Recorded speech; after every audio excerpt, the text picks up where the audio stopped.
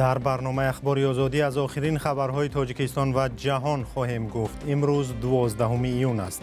من مومین احمدی گرداننده برنامه هستم. سرخط خبرها: 8 تاجیک را در امریکا به تروریسم گمانبر دانستند. با احتمال زیاد آنها را از ایالات متحده امریکا اخراج می‌کنند.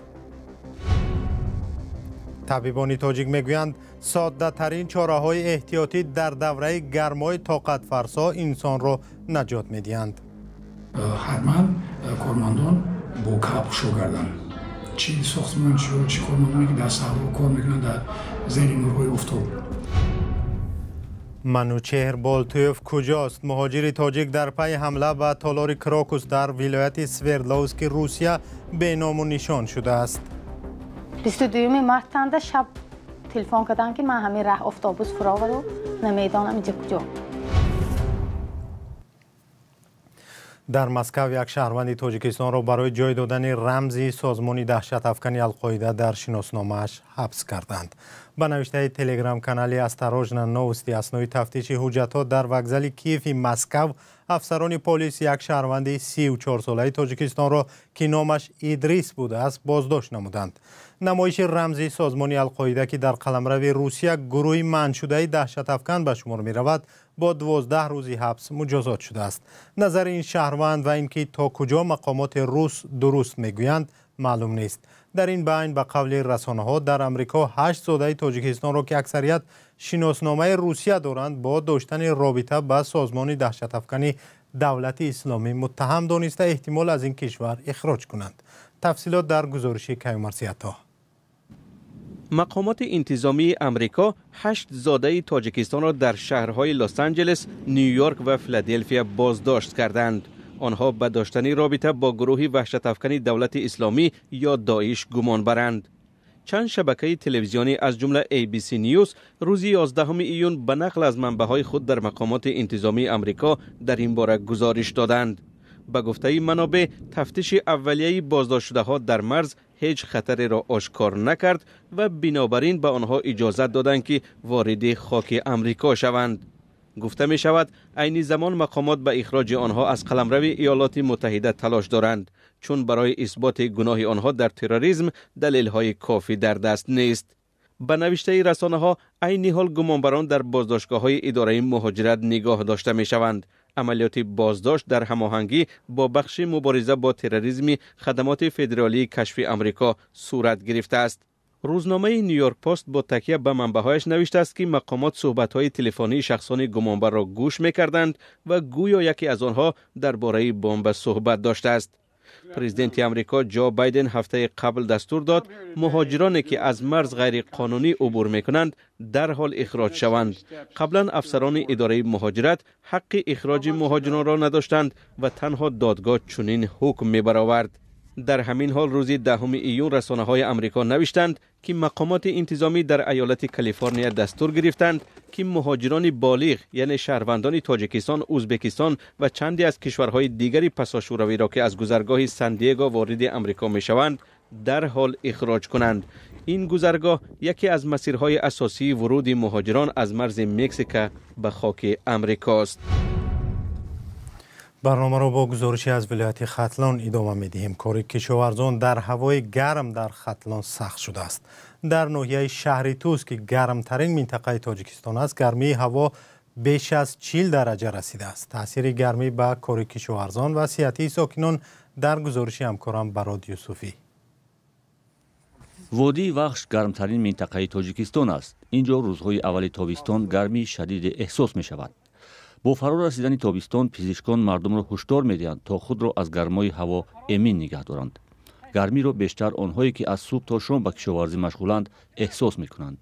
اینجا از گرمترین منطقه تاجیکستان ایواج تقریباً 100 کیلومتر مسافت دارد. ساعت 10 صبح حرارت هوا تا 30 درجه می‌رسد. ولی کشاورزان کار می‌کنند. نصرالدین یولداشев کشاورز جوان از ناحیه جلالالدین بلخی از ضرر گرمی هوا به سلامتی خوب آگاه است، ولی میگوید مجبور است که کارمندانش را تا ساعت 11 روز در زمین نگاه دارد. اکنون نه این خیلی دهقانا اکنون چی نیست، یگان انیق وقت نیست، یگان کسب هر کس خودش میدوند. яхел мумкин дар гармида тоқат кина кор кардан мегира уро ҳар як каса ба чӣ гирифта намешавад гу қай зарар дорад албатта зарар дорад офтоб акнун зарар дорад. пизишкон гармии ҳаворо барои кӯҳансолон беморони фишори баландӣ ва қалб хатарнок медонанд. ҳарорати баланд инчунин барои онҳое ки дар сохтмону заминҳои кишоварзӣ кор мекунанд хатарнок аст. таъсири нурҳои офтоб ба системаи асаб таъсири манфӣ мерасонад ки дар натиҷаи таъсири нурҳои офтобӣ метавонад ки фишори хун паст шавад. дар натиҷа бемор гирифтори бемории дарди сарчарбзанӣ, дилбеҳазорӣ, баъзан ҳолатҳое мешавад ки бемор аз сабаби паст шудани фишори хун беҳуш шуданаш мумкин аст. барои ҳамин ҳаракат кардан дар фасли ҳамин гармии сол ҳатман кормандон бо калп пӯшо гарданд. чӣ сохтмончиҳо, чӣ кормандоне ки дар саҳро кор мекунанд дар зери нурҳои офтоб. гармии ҳаво сабаби сар задани ҳодисаҳои табиӣ низ мешавад. моҳи июли соли гузашта ба гармтарин рӯзҳои сол рост омад. бино ба пешгӯии ҳавосанҷҳо ҳарорати ҳаво дар тоҷикистон дар ин давра хеле боло рафт ва барои кишоварзон низ ин имтиҳони сангине буд. пайвандони як марди 40-солаи зодаи тоҷикистон аз нопадид шудани ӯ ҳангоми баргашт аз русия нигаронанд. замони қатъ шудани тамоси манучер болтуев бо аҳли хонаводааш шаби 22 ба 23 марти ҳамин сол будааст. он шаб ҳамчунин дар Москав ҳамлаи террористӣ ба бинои Крокус рух дод ва тақрибан дар ҳама минтақаҳои сарҳадии Русия ҳолати изтирорӣ эълон шуд. ҷузъиёти бештар дар гузориши ҳамкорам Фарзон Муҳаммадӣ. ягон хату хабар шуд меакотон?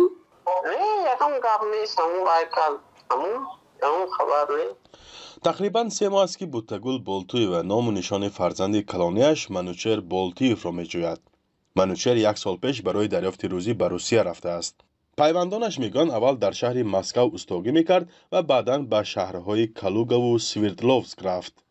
сардори оила баъди падараш буд. света мо ба пул мефирзонд. бачаҳо ба 4 та хоҳараш хона ба сар кард. мушкилтар шуд ягӯем акун. ин зани 62-сола мегӯяд писараш ба сабаби корҳои вазнин бемор шуду ҷарроҳӣ гардид ва хост нимаи моҳи март ба Тоҷикистон баргардад. вале ҳангоми сафар нопадид шуд ва то ин вақт бо ӯ тамосе нест. Манучер Болтуев дар шабе гум шуд ки дар Москав ҳамлаи террористӣ ба бинои Крокус рух дод ва тақрибан дар ҳама минтақаи сарҳадии Русия ҳолати изтирорӣ эълон шуда буд. 19 март манами сол ҳамун Свердловский як такси гирифти омадану 3 шаб ҳамун меҳмонхона истодам. ман чӣ медонам ки ин хел мешавам ки пурсам ки меҳмонхона вай куҷо.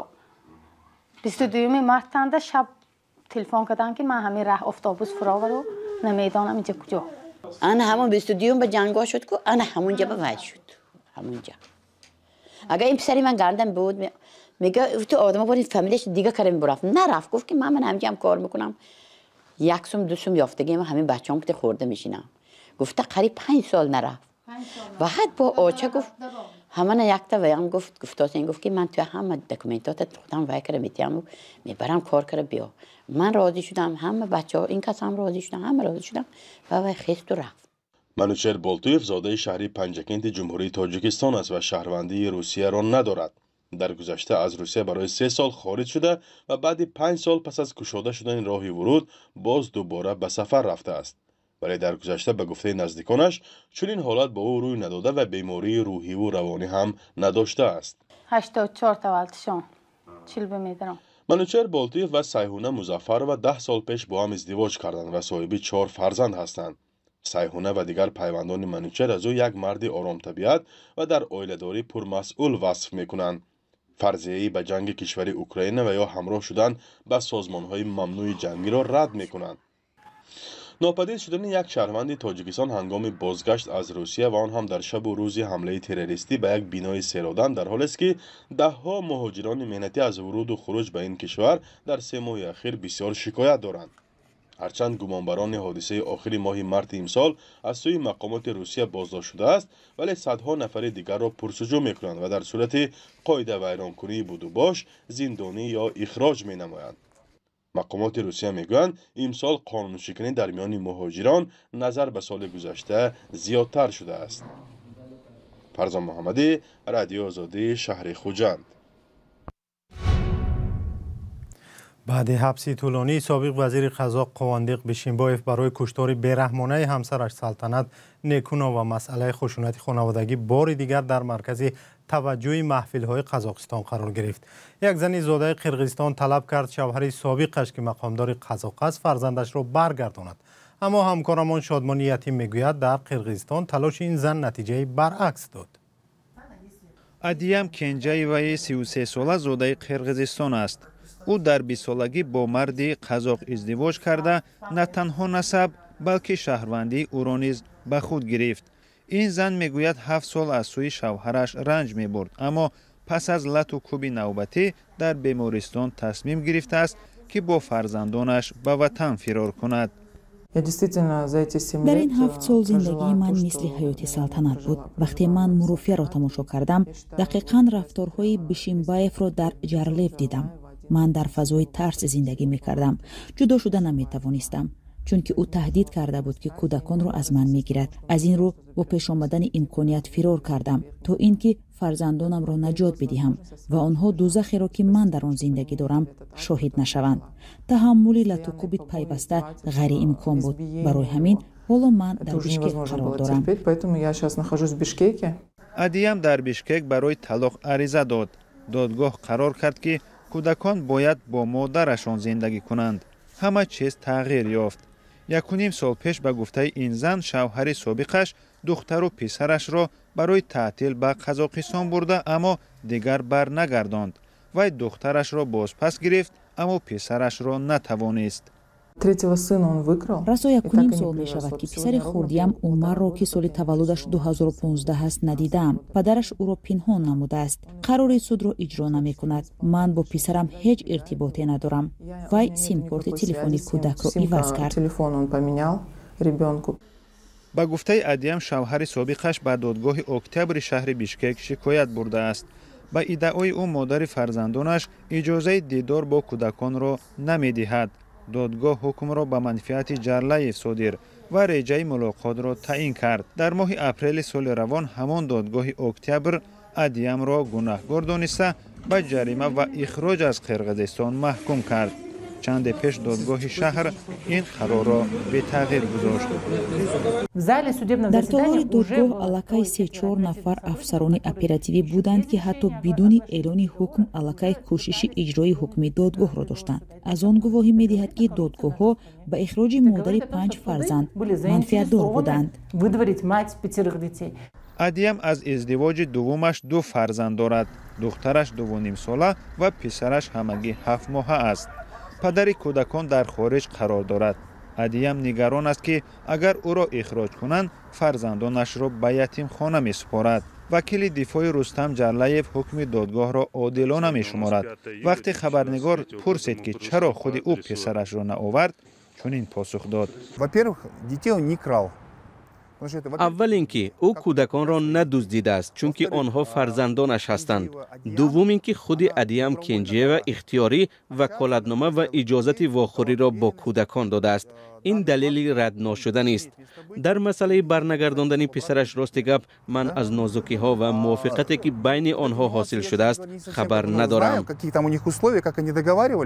در همین حال وکیل دفاع جرلیف از روزنامه‌نگاران دعوت می‌کند که این قضیه را با مرافعه پرسر و صدای قواندق بیشینبایف شباهت ندهند.